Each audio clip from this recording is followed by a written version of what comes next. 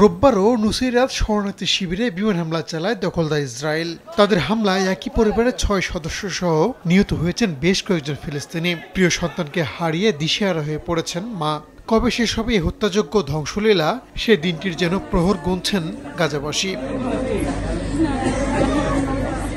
যুক্তরাষ্ট্রের পররাষ্ট্রমন্ত্রী Antony Blinken যুদ্ধবিরতি ইস্যুতে তেল আবিবে পৌঁছানোর ঠিক আগ মুহূর্তে হামলা চালায় দখলদার ইসরায়েলি বাহিনী।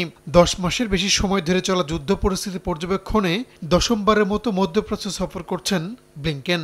চলমান যুদ্ধ থামাতে যুদ্ধবিরতি চুক্তিতে পৌঁছাতে নতুন করে চাপ দেওয়ার জন্য আবারও অঞ্চলটিতে গেছেন মার্কিন পররাষ্ট্রমন্ত্রী বলে ধারণা করা হচ্ছে। সোমবার ইসরায়েলি প্রধানমন্ত্রীর সঙ্গে বৈঠকের পর মিশরে যাবেন ব্লিংকেন। এদিকে কাতারে হওয়া যুদ্ধবিরতি চুক্তির আলোচনায় হামাসকে একগুঁয়ে বলে অভিযুক্ত করেছেন বিনিয়ামিন নেতানিয়াহু। একই সঙ্গে ফিলিস্তিনের স্বাধীনতাকামী সংগঠনটির যোদ্ধাদের উপর আরও হামলা চালানোর নির্দেশ দিয়েছেন তিনি। এদিন তেল আবিবে একটি বোমা বিস্ফোরণে হতাহতের ঘটনা ঘটেছে। এই ঘটনায় কারা জড়িত তা তদন্ত করছে পুলিশ।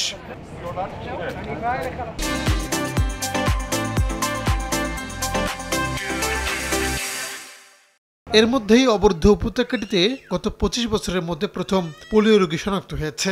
গাজার স্বাস্থ্য মন্ত্রণালয় জানিয়েছে, পোলিও আক্রান্ত শিশুটির বয়স 10 মাস, বাড়ি গাজার মধ্যাঞ্চলে। শিশুটির উপসর্গ দেখেই পোলিও ধারণা করেন চিকিৎসকরা। রাহানুল রানা, সময় সংবাদ।